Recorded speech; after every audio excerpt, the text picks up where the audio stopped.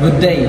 Ngayon, papakita namin sa inyo ang tamang pagsusuot ng PPE o Personal Protective Equipment. Simulan natin sa reflective vest.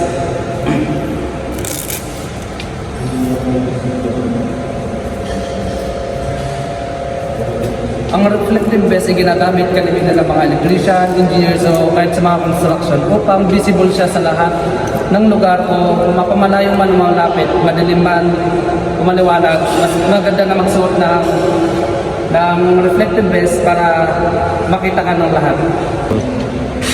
Ngayon naman, ipapakita naman namin ang tamang pagsusuot ng hard hat.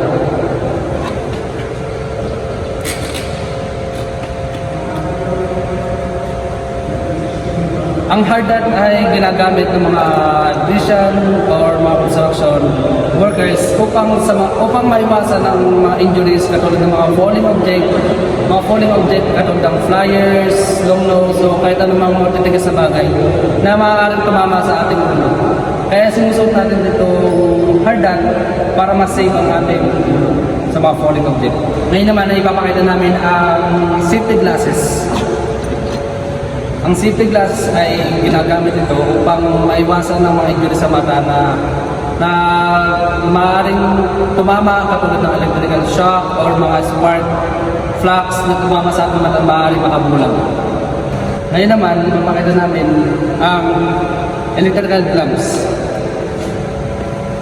Ito ay ginagamit upang maiwasan ang mga injury sa ating kamay or kuryente na maaaring dumali sa ating kamay, mga high voltage, mga gano'n. At mainam ito gamitin para safe ang ating kamay at hindi magkasigasan. Additional information lamang sa lockout, tag-out. Katulad ito, makikita nyo dito, danger, lockout. Do not operate. Dahil may mga sitwasyon tayo na mayroong tao sa kisame na nagagawa. Ngayon, nakalagay dito na do not operate dahil pag once na binuksan mo, may mga nagagawa sa kisame na maaaring na disgrasya. Kaya lagay natin ang nakalagay ito sa mga electrical. Bakit kailangan mag-conduct ng seminar about sa PPE or Personal Protective Equipment?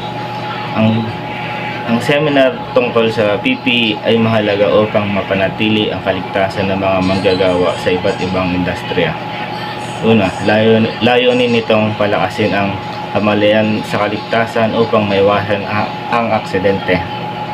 Pangalawa, ituro ang tamang paggamit at pangangalaga sa PPE para sa epektibong proteksyon. Pangatlo, siguraduhin sumunod sa OSH standard upang maiwasan ang legal na issue. Pang-apat, mabawasan ang panganib at gastos mula sa aksidente sa trabaho. Pang-lima, sanayin ang mga empleyado sa emergency situation para sa mabilis at tamang responde.